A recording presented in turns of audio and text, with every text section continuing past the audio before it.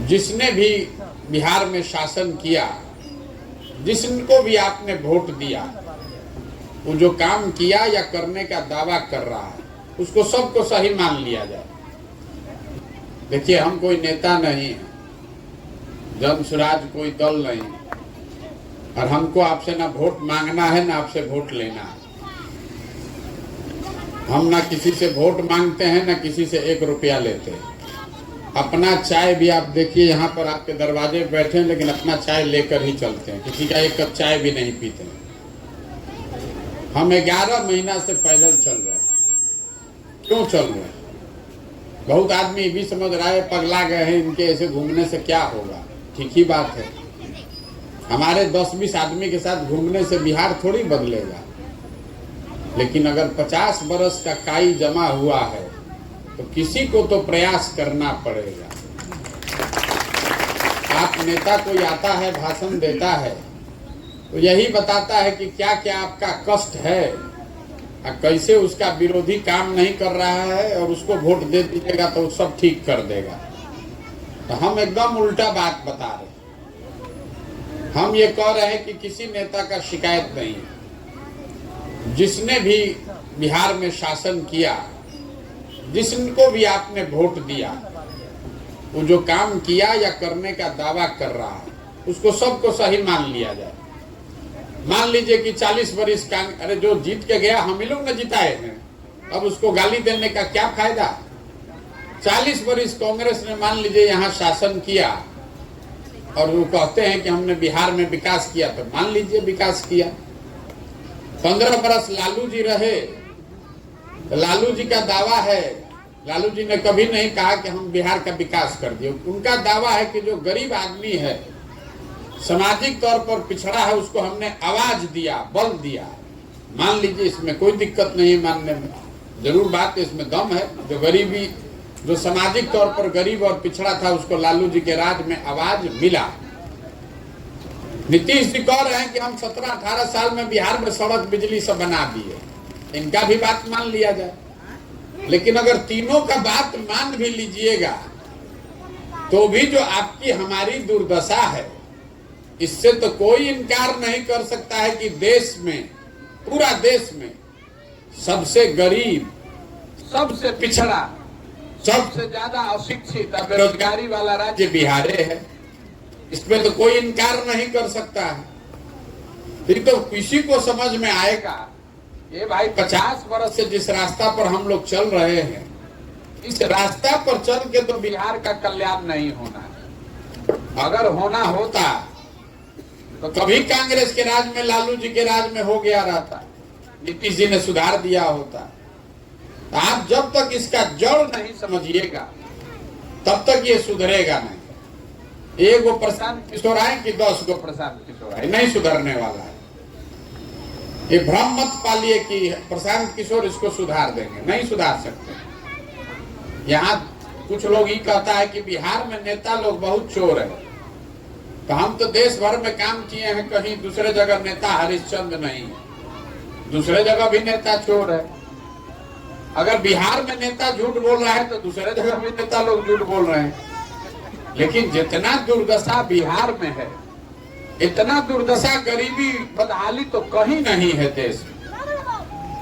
आप कभी देखे हैं कि कोई गुजरात का, पंजाब का, तमिलनाडु, कर्नाटक का आदमी आके बिहार में मजदूरी कर रहा है? ऐसा कहीं है? देखे हैं? कोई नहीं आता। गरीबी तो वहां पर भी है, उन राज्यों में भी गरीबी है, वहां पर भी नेता चोरी कर रहा है। लेकिन सरकार ने वहां इतना व्यवस्था कर दिया है कि बच्चों के पढ़ाई के लिए 10-15 हजार रुपए के रोजी रोजगार के लिए किसी को अपना घर द्वार छोड़कर दूसरे जगह नहीं जाना पड़ता है।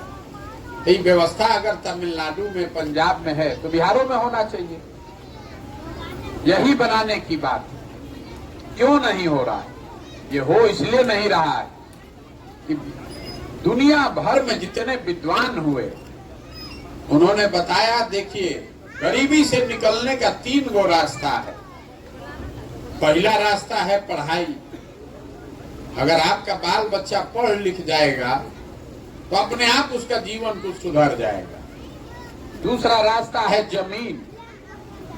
अगर आप पढ़े लिखे नहीं हैं लेकिन जमीन हो तो खेती किसानी करके भी जीवन सुधर सकता है।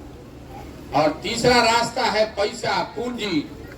अगर आप पढ़े लिखे नहीं हैं, जमीनों नहीं है, कुछ पैसा हो जाए तो कुछ दुकान दौरी, रोजी रोजगार, गाय भैंस पाल के अपना जीवन आप सुधार सकते हैं। बिहार का अध्ययन कीजिएगा, देखिएगा। अपने गांव पंचायत को भी अगर ध्यान से देखिएगा तो आपको पता चलेगा कि यहाँ 2/3 आदमी के पास, मतलब 100 में 75 आदमी के पास इन तीनों में तीनों चीज नहीं है। आपके बच्चे के पढ़ने का सुविधा ही नहीं। गरीब आदमी का बच्चा तो स्कूल में गया, खिचड़ी खा के घरे चला आया। आप में से कुछ लोग हैं जो अपना पेट वोट काट के, चाहे पैसा हो गया है तो प्राइवेट में बच्चा को पढ़ा रहे हैं। तो जो प्राइवेट में भी पढ़ा रहा है उसका भी भला नहीं। काहे से कि स्कूल तो भले प्राइवेट में पढ़ा दीजिएगा, कॉलेज तो उसको सरकारी में ही जाना पड़ेगा। तो कॉलेजों में पढ़ाई नहीं हो रहा है। लड़का सब नाम लिखाया, 2-3 बरस में वो डिग्री लेके चला आया। तो स्कूल में खिचड़ी बट रहा है, कॉलेज से डिग्री बट रहा है। तो कोई नेता बन जाए, मुख्यमंत्री कोई बन जाए, विधायक कोई बन जाए, जब आपका लड़का पढ़ेगा ही नहीं तो कोई मुख्यमंत्री होगा तो आपके लड़का को डॉक्टर, इंजीनियर, कलेक्टर बना देगा। जब आपका लड़का पढ़ा ही नहीं है तो मजदूरे बनेगा। दूसरा, यहाँ जमीन है ये नहीं। 100 आदमी आपके गांव में रहता होगा, कल जाके देख पता कर लीजिएगा, आपको पहले से भी जानकारी होगा। 100 में 60 आदमी के पास बिहार में जमीन है ये नहीं। सरकार ने भूमि सुधार लागू नहीं किया 75 वर्ष में। आज जो ज्यादा दिक्कत है कि जो 40 आदमी के पास जमीन है उसमें 35 आदमी ऐसा है, 40 में 35 जो 2 बीघा से कम का मालिक है। तो आप और हम जो खेती बिहार में करते हैं, ये कमाने वाला खेती नहीं है, ये खाने वाला खेती है। उतने उपज रहा है कि पेट भर जाए बाल बच्चा का, उसको बेच के कमाई नहीं हो सकता। बेटी का ब्याह लग जाए तो 1-2 कट्ठा जमीन बेचना पड़ेगा। कोई घर में बीमार पड़ जाए, नौकरी व्यवसाय न हो तो किसान को अपना जमीन बेचना है। तो आपके पास पढ़ाई है नहीं, खेती से कमाई का रास्ता है नहीं। एक और रास्ता जो विद्वानों ने बताया, अगर पैसा हो, कुछो नहीं करते, 5 गो भैंसे पाल लेते। भाड़ में जाए के विधायक के मंत्री, अरे 5 गो भैंस पालिएगा तो पैसा मिलने ही लगेगा दूध का। वो क्यों नहीं हो पा रहा है? वो इसलिए कि 100 में 80 आदमी बिहार में दिन में 100 रुपया भी नहीं कमाता है। 100 रुपया भी नहीं कमाता है। अगर आप में से आज जितने लोग बैठे 10 आदमी को 1 लाख रुपया मिल जाए कि भाई लीजिए तो आप भैंस खरीद सकते हैं, कर्जा लीजिए, भैंस खरीद के वापस कर दीजिएगा, उसके लिए कोनो ज्ञान का जरूरत नहीं, आपको मालूम है कैसे होगा। लेकिन पैसे नहीं है तो खरीदिएगा कैसे भैंस? कैसे दुकान खोलिएगा, खाद का, फार्चून का, किराना का? तो ये जो 3 रास्ता है, तीनों रास्ता बंद है। तो गरीबी से निकलिएगा कैसे? सरकार चाहे सड़क बना दे कि 5 किलो अनाज बांटे, सरकार बिजली ला दे कि सिलेंडर दे दे, ये तो सब सरकार करिए रहा है। लेकिन इससे गरीबी से थोड़े ना निकल पाइएगा। गरीबी से निकलिएगा तब जब बच्चों के पढ़ने का व्यवस्था हो जाए। तो 10 गो में से 1 का लड़का पढ़ के निकला तो वो आगे निकल जाएगा। अभी बता रहे थे कि हमारे दादा बैलगाड़ी चलाते थे, तो 9-10 गो उनको लड़का था, तो 1 बच्चा को पढ़ाए तो हमारे बाबूजी डॉक्टर बन गए। 1 डॉक्टर बन गए तो सबको पढ़ा के हम लोग को खड़ा कर दिए। हम लोग खड़ा हाथ पढ़े हैं तो अपना भाषण दे रहे हैं, ना तो हम भी कहीं मजदूरी कर रहे होते। तब यहाँ पढ़ाई जब होगा तभी जीवन सुधरेगा। दूसरा, लोगों को जमीन मिले, जो खेती कर रहा है उस फसल जो उगा रहा है उसको उसका दाम मिले। और तीसरा, घरे घर लोगों को रोजी रोजगार करने के लिए सरकार पैसा दे, कर्जा दे, लीजिए काम कीजिए, व्यवसाय करके पैसा वापस कर दीजिए। ये 3 चीज होना चाहिए। अब आप कहिएगा भैया इतना बड़ा बड़ा नेता है, ये लोग कोई काम काहे नहीं कर रहा है? हम यही आपको बताने आए कि काम काहे नहीं हो रहा। ये काम इसलिए नहीं हो रहा है कि आप ये चाहते ही नहीं। अब हमारी बात लगेगी अटपटा, अभी आपसे वो सवाल पूछेंगे, आपको उसका जवाब देना है, हाँ चाहे ना, हाथ उठा के सबको। अब 2 मिनट में पता चलेगा कि आपका दुर्दशा क्या है, क्यों है। देखिए आप लोग जितने लोग आए हैं, आपका अनुभव हमसे बहुत ज्यादा है। सोच के बताइए कि बिहार में और कुछ हो चाहे नहीं, इतना बात तो आप समझ रहे हैं कि सभी के बच्चों के पढ़ने का व्यवस्था अच्छा होना चाहिए। होना चाहिए कि नहीं होना चाहिए? सब लोग हाथ उठाकर बोल रहा है, हम नहीं बोल रहे। आप में से जो पढ़े लिखे हैं वो भी कह रहे हैं, जो नहीं पढ़ा लिखा है वो भी कह रहा है, गरीब अमीर सब कह रहा है ना भैया पढ़ने का व्यवस्था तो होना चाहिए। तो अब जरा अपना अपना बच्चा का चेहरा याद कर लीजिए और अपने बच्चों के नाम पर एगो जरा जवाब दीजिए कि आप में से किसने पढ़ाई के लिए जीवन में एक बार भी वोट दिया। देखिए कैसे शांत है पूरा, एक आदमी का भी दम नहीं है कि हाथ उठा के कह दे कि हम पढ़ाई के लिए वोट दिए। आप नेता खोज रहे हैं, आप नेता खोज रहे हैं कि हाँ कोई आता सुधार देता। नेता का जरूरत नहीं है। आपको मालूम है कि यहाँ पढ़ने का व्यवस्था होगा तो सुधार होगा, लेकिन आप पढ़ाई के लिए वोट नहीं करते। आपको मालूम है कि यहाँ फैक्ट्री खुल जाए तो रोजगार होगा, लेकिन आप फैक्ट्री के लिए वोट नहीं करते। तो जिस चीज का जो ताला खोलना है उसका चाबी लगाइएगा, नहीं तो खुलेगा कैसे। अब आपने कहा कि 10 बार वोट दिए हैं हम लोग, इसका क्या गारंटी है? कुछ पूछता है लोग, इसका क्या गारंटी है कि पढ़ाई के लिए वोट देंगे तो पढ़ाई सुधर जाएगा? हम ये आपको लिख कर दे देते हैं, वोट जिसको देना है दे दीजिए। मोदी को दीजिए कि लालू जी को दीजिए, नीतीश को दीजिए कि प्रशांत किशोर को दीजिए, जिसको देना है दीजिए, लेकिन जिस चीज के लिए आप वोट दीजिएगा वो होगा ही होगा। ये लोकतंत्र में ताकत है वोट की। हमारे बात पर भरोसा नहीं तो अभी गिनवा देते हैं। देखिए बिहार में हम लोग घरे घर से 5 किलो अनाज के लिए मोदी जी को वोट दिए। तो बिहार में चाहे जितना चोरी भ्रष्टाचार है, 1 किलो चोरी करके 4 किलो अनाज मिल रहा है कि नहीं मिल रहा है? आपने हमने नीतीश कुमार को वोट दिया कि घरे घर बिजली ला दिए। तो जिस नीतीश के राज में पूरा बिहार बदहाल है, और कुछ हुआ चाहे नहीं, बिजली का बिल 2000 आए कि 6000, घरे घरे बिजली आया कि नहीं आया? आपने वोट दिया हिंदू बन के मंदिर बनाने के लिए। तो आपके यहाँ फैक्ट्री लगे चाहे नहीं, स्कूल अस्पताल बने चाहे नहीं, अयोध्या में राम मंदिर बन रहा है कि नहीं बन रहा है? ये आपके वोट की ताकत है। आपने वोट दिया जात के नाम पर, तो आपका चाहे जितना दुर्दशा हो, आपके जात में जो भी नेता बन गया आपके वोट से, वो राजा बनकर अब घूम रहा है, उसको धक्का नहीं खाना पड़ रहा। आपने वोट दिया, बहुत आदमी कहता है कि हम लोग मोदी जी का चेहरा देख के वोट दिए, गांव गांव में लोग कहता है। तो सांसद विधायक का चेहरा देखने को मिले चाहे नहीं, सुबह शाम मोदी जी का चेहरा चमकता हुआ आपको टीवी पर देखने को मिल रहा है कि नहीं मिल रहा? आपने कहानी सुना कि मोदी जी ने गुजरात में बड़ा विकास किया है, उसी कहानी को सुनकर वोट दिए। तो भैया गुजरात में विकास हो रहा है, वहां बुलेट ट्रेन चल रही है, फैक्ट्री लग रही है, और आपके हमारे बिहार के बच्चे गुजरात में जाकर मजदूरी कर रहे हैं कि नहीं कर रहे? तो किस बात पर आपने वोट दिया है जो आपको नहीं मिल रहा? आप खुदे कह रहे हैं कि भैया हम लोग पढ़ने के लिए वोट नहीं दिए, हम लोग रोजगार के लिए वोट नहीं दिए। तो भैया जिस चीज के लिए वोट दिए नहीं तो काहे के लिए गाना गा रहे हैं? ए भैया पढ़ाई होना चाहिए। कैसे होना चाहिए? जब भोटवा दीजिएगा तब ना होगा।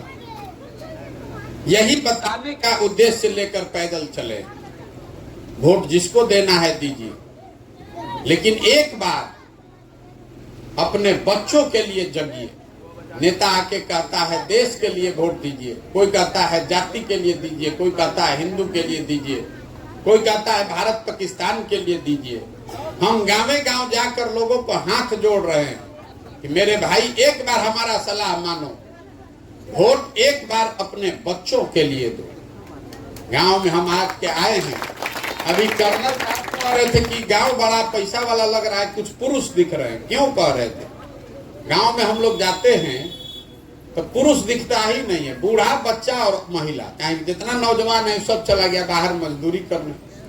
लेकिन आपके गांव में भी दावा कर रहे हैं अगर 100 वो बच्चा अभी रोड पर मिला होगा तो आधे से ज्यादा बच्चों के शरीर पर शुद्ध कपड़ा नहीं है। आप यहाँ जितने छोटे बच्चे अभी जाकर देख लीजिए, जांच लीजिए, किसी के पैर में ही चप्पल होगा, हवाई चप्पल।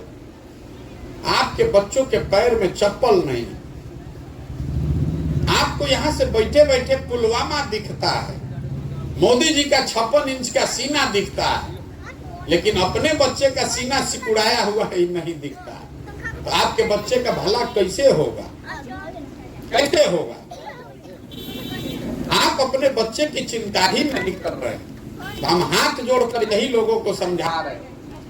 लोग कहता है कि हम जिसको सलाह देते हैं वो मुख्यमंत्री प्रधानमंत्री बन जाता है। तो हम बिहार में गांवे गांव घरे घर जाकर हाथ जोड़कर यही समझा रहे हैं, एक बार हमारी बात मानिए, संकल्प लीजिए और अपने बच्चों के लिए वोट दीजिए।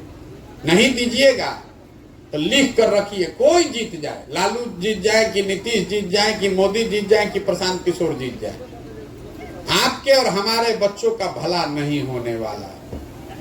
जब आपका बच्चा पढ़ेगा ही नहीं तो कोई मुख्यमंत्री बन जाए, उससे क्या फर्क पड़ना। यही बताने के का अभियान लेकर चल रहे हैं। जिसको समझ में आए वो जुड़े, और न समझ में आए तो जो दल, जिस नेता, जिस विचारधारा से आप जुड़े हैं उसका झंडा लेकर चलते रहिए। हमको उससे कोई फर्क है नहीं, हम कोई दल बनाए नहीं है और आपसे हम कोई वोट मांग नहीं रहे। लेकिन जब आपको अपने बच्चे का चिंता ही नहीं है तो कोई दल और नेता आपके बच्चे का चिंता नहीं करेगा, चाहे आपके जात का हो या आपके धर्म का हो। आपको ही अपने बच्चों की चिंता करनी पड़ेगी और आपके बच्चों का जिंदगी तब सुधरेगा जब उनके पास पढ़ाई हो, हाथ में रोजगार हो। और नहीं तो आपके बच्चों को भी अपने पत्थर, दिल पर पत्थर रख के उसको ट्रेन में, बस में, आपको भी अपने बच्चों को मजदूर बनाकर ही बाहर भेजना पड़ेगा। निर्णय आपको करना है। आप नहीं संभलिएगा तो ये सुधरेगा नहीं, और नहीं तो जैसे चल रहा है वैसे चलने दीजिए, कोई दिक्कत है नहीं। आप आए, आपने हमारी बात सुनी, इसके लिए बहुत बहुत धन्यवाद। हमको अभी 5-7 किलोमीटर और पैदल जाना है। इसको सोचिए, ये वोट मांगने का, नारा लगाने का अभियान नहीं है। हमको लोग, किसी ने बताया कि जादव जिलों का गांव है। हम मुजफ्फरपुर में घुसे हैं तो हर दूसरा गांव जादव जिलों का ही गांव। आप लोग का जो बदहाली है, आप लोग का बदहाली अलग लेवल पे है। सब लोग कह रहे हैं कि जादव जिलों का राज है। आप लोग मतलब रो भी नहीं सकते हैं कि हमारा स्थिति खराब है। दूसरा वाला तो कहियो रहा है कि जादव जिलों का राज है तो बेरिया हमारा नाली गली नहीं बन रहा है। आप लोग का नाली गली नहीं बन रहा है तो आप कहियो नहीं सकते। आप ही का राज है, कहिएगा किसको? कोई नीचे जो गरीब है वो किसी जाति का हो, किसी धर्म का हो, कोई पूछने वाला नहीं। आपका बच्चा बीमार हो जाएगा तो कोई आपकी मदद करने नहीं आएगा। अगर आपके घर में खाना नहीं है तो कोई आपको मदद करने नहीं आएगा। इसीलिए जाति, धर्म, नाली गली के नाम पर वोट मत कीजिए। अपने बच्चों के बेहतर भविष्य के लिए वोट कीजिए। जिसको वोट करना है कीजिए, लेकिन अपने बच्चों के बेहतरी के लिए वोट कीजिए। बहुत बहुत धन्यवाद।